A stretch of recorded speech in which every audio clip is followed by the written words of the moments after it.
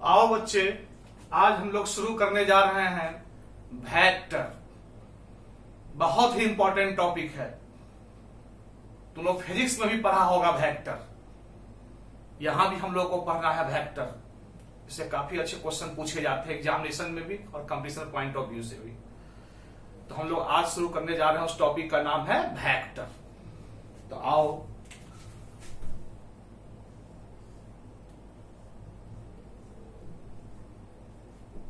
हम लोग vector start करने जा रहे हैं, वेक्टर अलजेब्रा। सबसे पहले बात करें कि वेक्टर कहते किसको है। क्लियर है? आखिर वेक्टर कहते किसको है? तो physical quantities which have both magnitude and direction and obey the triangle law of vector addition are called vectors. मैं क्या बोला, समझ में आ गया? कि ऐसा भौतिक राशि, फिजिकल क्वांटिटीज उसे कहते हैं जिसको मेजर किया जा सके, मापा जा सके। तो फिजिकल क्वांटिटीज भौतिक राशि व्हिच हैव बोथ, जिसके पास दोनों चीज हो, मैग्नीट्यूड भी हो, मैग्नीट्यूड को ही मॉडुलस कहा जाता है, परिमाण जिसको कहा जाता है, मापांक कहा जाता है, जिसके पास परिमाण भी हो एंड डायरेक्शन, और दिशा भी हो। परिमाण के साथ साथ यानी मैग्नीट्यूड के साथ साथ डायरेक्शन भी हो, तो वैसे क्वांटिटीज को डायरेक्शन भी हो, और triangle law of vector addition का भी पालन करे, triangle law of vector addition का पालन करे, तो वैसे क्वांटिटीज को हम लोग बोलते हैं वेक्टर्स। क्लियर है? तो वेक्टर समझ में आ गया। तुम लोग पढ़ा होगा फिर इसमें स्केलर और वेक्टर। तो यहां तो हम स्केलर की चर्चा नहीं करेंगे, यहां से हम लोग वेक्टर की चर्चा करेंगे, क्योंकि स्केलर में सिर्फ क्या होता है, मैग्नीट्यूड होता है, उसमें डायरेक्शन नहीं होता है। खैर जो भी हो, स्केलर की बात छोड़ो, मैं वेक्टर की बात कर रहा हूं। तो तुम लोग समझ गया कि ऐसा भौतिक राशि, ऐसा फिजिकल क्वांटिटीज जिसमें दोनों चीज हो, मैग्नीट्यूड भी हो और डायरेक्शन भी हो, यानी ऐसा भौतिक राशि जिसमें परिमाण और दिशा दोनों चीज हो, और triangle law of vector addition का पालन करे, तो वैसे क्वांटिटीज को ही हम लोग बोलते हैं वेक्टर्स। सदिश उसे ही कहते हैं, वेक्टर को हिंदी में सदिश कहा जाता है।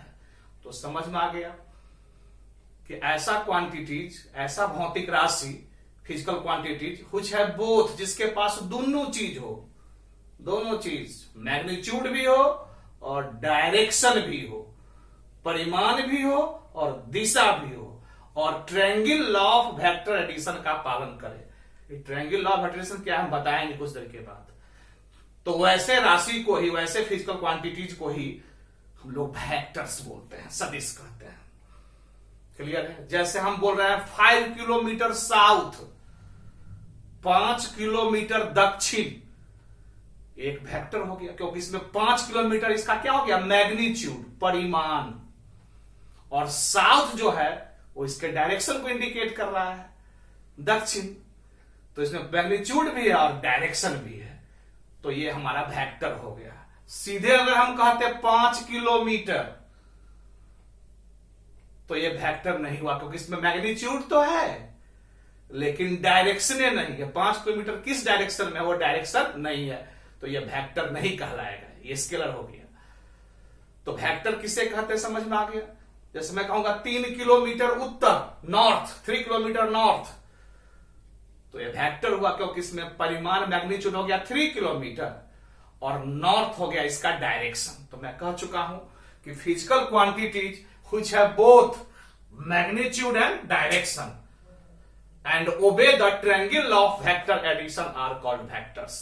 भौतिक राशि, वैसा भौतिक राशि जिसमें परिमाण भी हो और दिशा भी हो, दोनों चीज मौजूद हो, मैग्नीट्यूड और डायरेक्शन, और triangle law of vector addition का पालन करे, तो वैसे राशि को ही, वैसे क्वांटिटीज को हम लोग बोलते हैं vectors.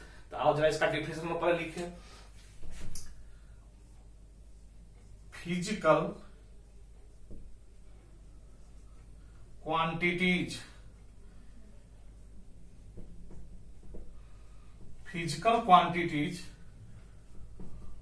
which have both magnitude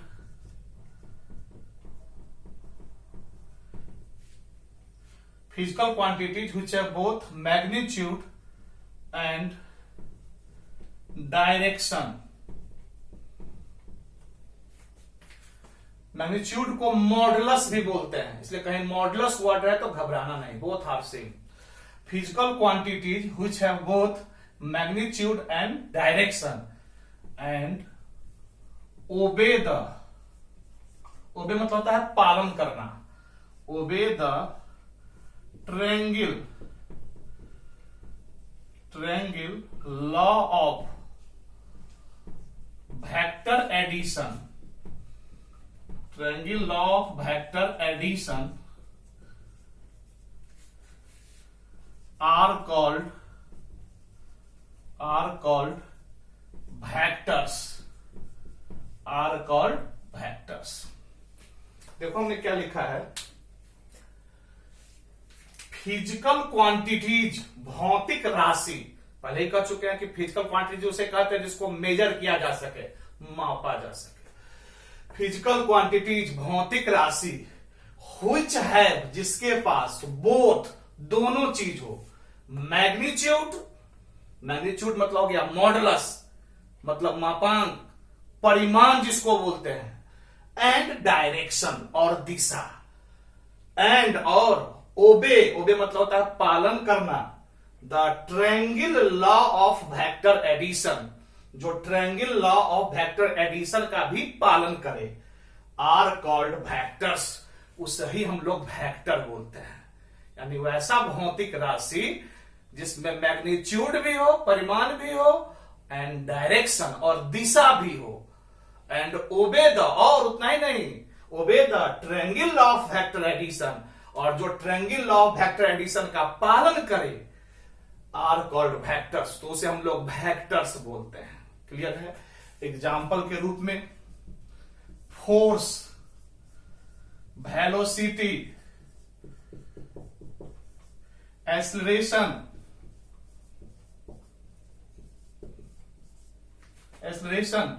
displacement, etc, बहुत सारे चीज। क्लियर है? जैसे force, velocity, acceleration, displacement, etc, ये सब जो है सो वेक्टर, ये सब में परिमाण भी है और दिशा भी है, डायरेक्शन भी है, और डायरेक्शन के साथ साथ मैग्नीट्यूड भी है। तो ऐसे राशि को हम लोग बोलते हैं vectors.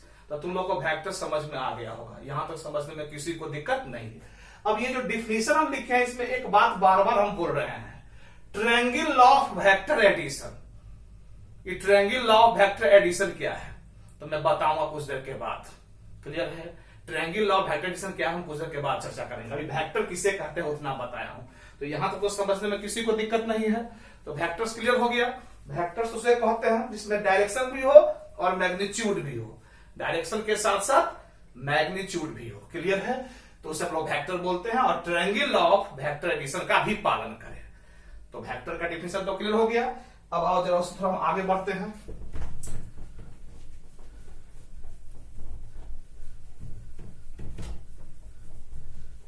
Representation of vectors, representation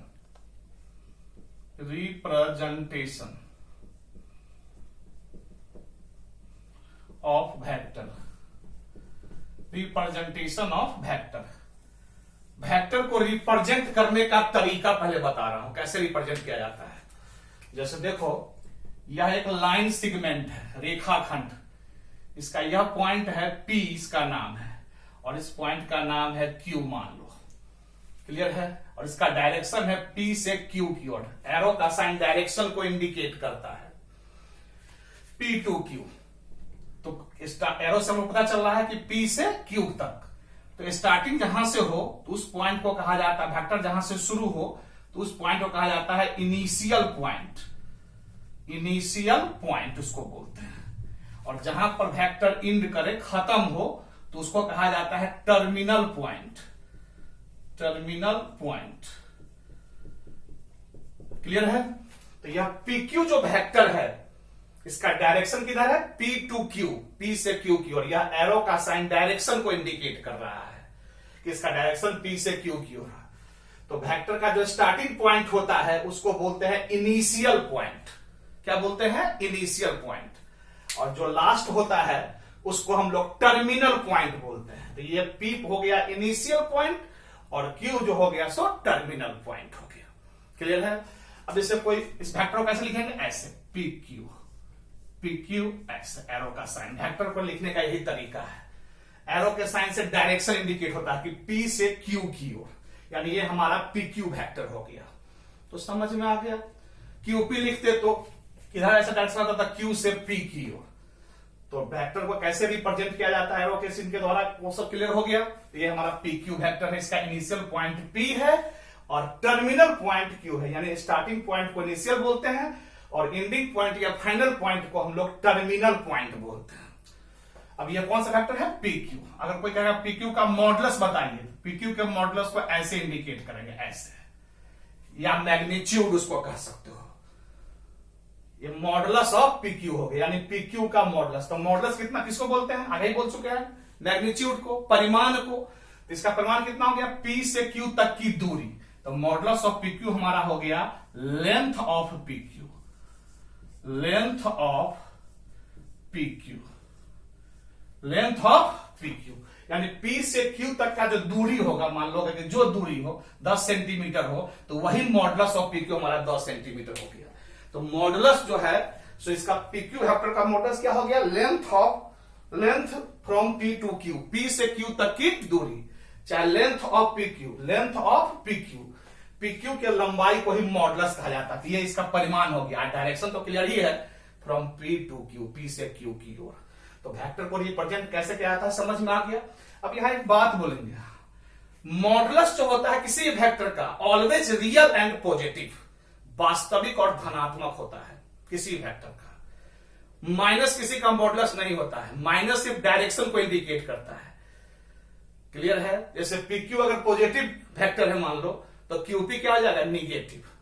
या अगर 5 किलोमीटर है तो QP क्या आ जाएगा, -5 किलोमीटर। तो माइनस सिर्फ डायरेक्शन को इंडिकेट करता है।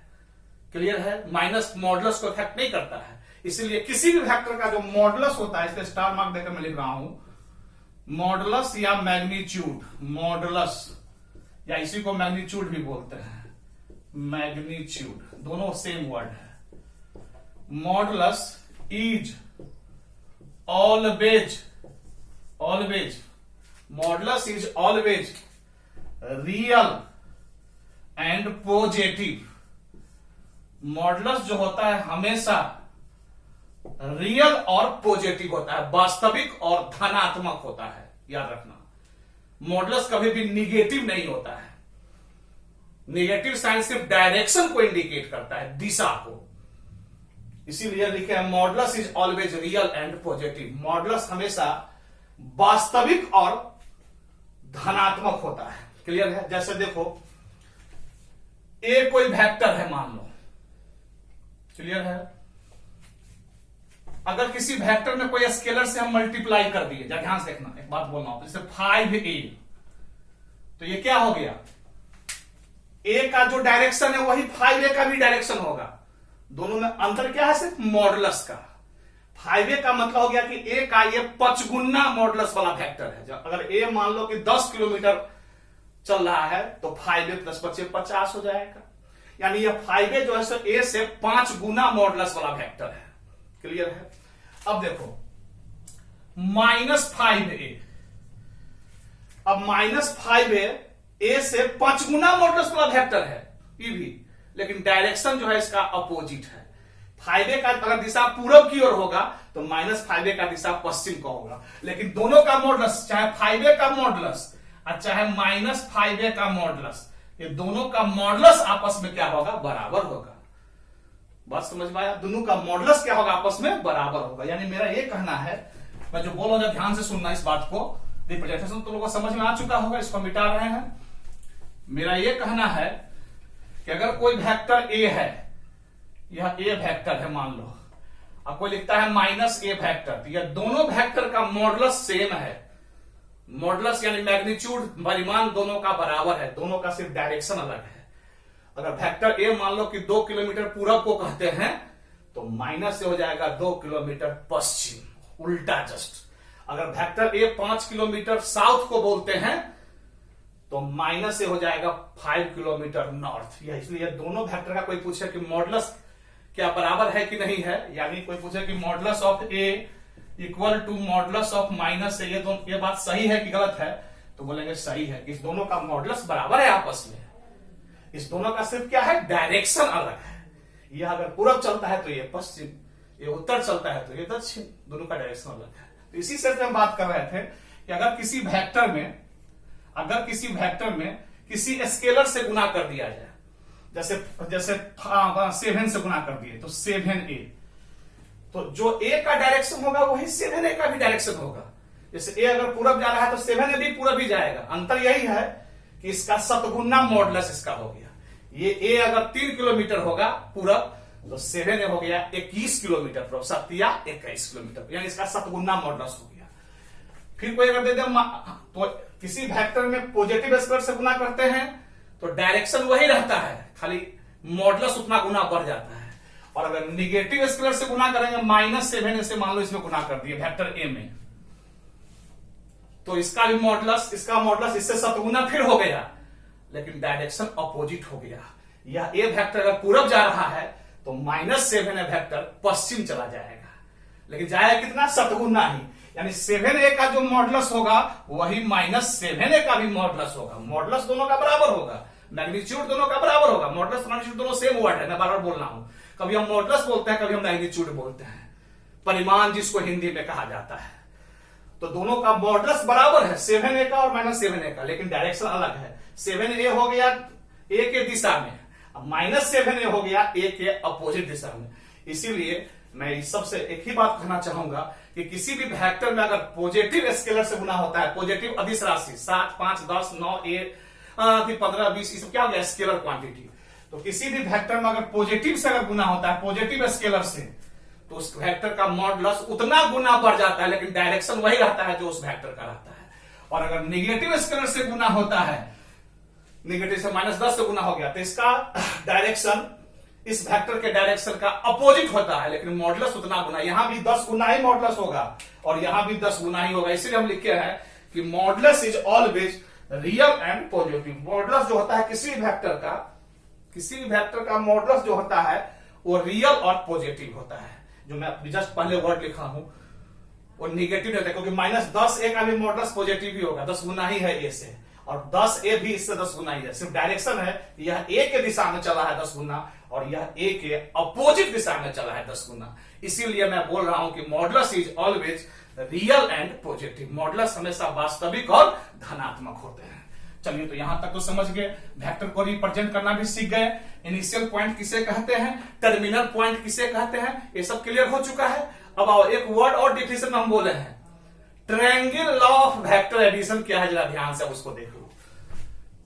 Triangle law of vector addition,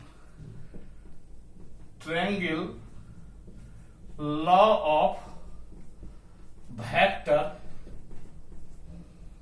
addition.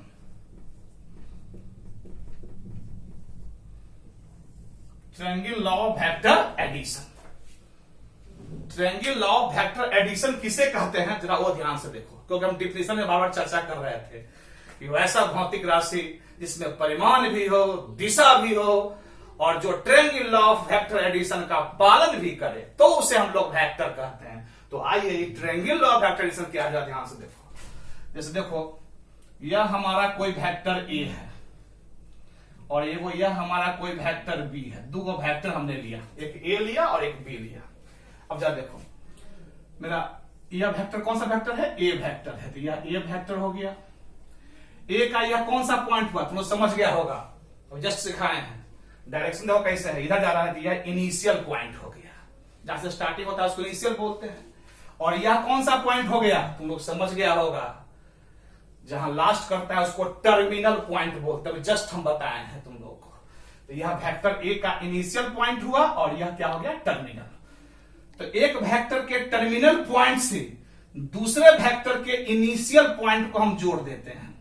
यही हमारा बी वेक्टर है, देखो ध्यान से, बी का ये इनिशियल है और ये बी का टर्मिनल है। तो पहला वेक्टर के, एक वेक्टर के टर्मिनल पॉइंट से दूसरे वेक्टर के इनिशियल पॉइंट को जोड़िए, चूंकि यह बी वेक्टर का इनिशियल पॉइंट था, क्योंकि डायरेक्शन क्लियर होता है। जब ये कोई डायरेक्शन इसे देगा तो ये इनिशियल हो जाएगा और ये टर्मिनल, अगर डायरेक्शन ऐसे देगा तो ये इनिशियल हो जाएगा, ये टर्मिनल हो जाएगा। क्लियर है? तो वही बात यहां कर रहा हूं।